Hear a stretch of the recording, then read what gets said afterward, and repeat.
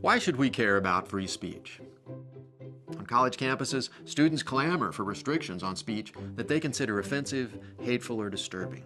Internationally, countries consider further limiting speech in the wake of violence like that committed by those who object to portrayals of the Prophet Muhammad.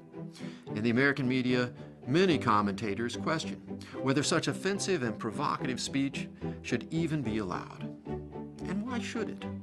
What good does it do to let people offend others' deeply held religious beliefs? What good does it do to allow people to say racist or bigoted things? What about homophobic slurs or remarks demeaning towards women or any other nasty, hateful comments that you can imagine? Wouldn't our country be a better place if we shut down that kind of speech? No. Freedom of expression matters precisely because it allows us to voice and hear unpopular and controversial views. You don't have to like offensive speech. In fact, you should feel free to vigorously denounce and criticize speech that you see as wrong. But when people resort to force to prevent or restrict expressions that they disagree with, they undermine the very principles of freedom and tolerance that they claim to defend. When we allow the open expression of hateful opinions, we create opportunities to publicly refute them. The U.S. Supreme Court has upheld the right of neo-Nazis to march through Jewish neighborhoods while expressing acutely offensive and distressing views. But when such ugly demonstrations have taken place, much larger counter-demonstrations have arisen in opposition. The result? Greater awareness about the importance of taking a stand against hate.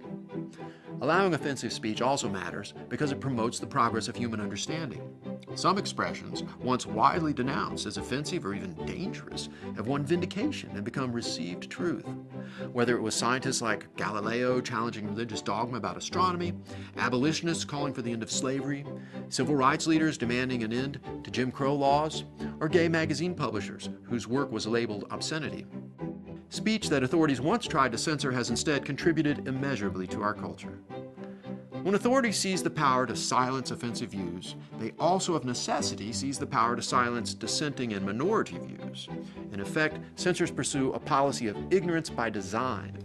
That's why smart societies respect freedom of expression, even when, especially when, it causes discomfort and offense.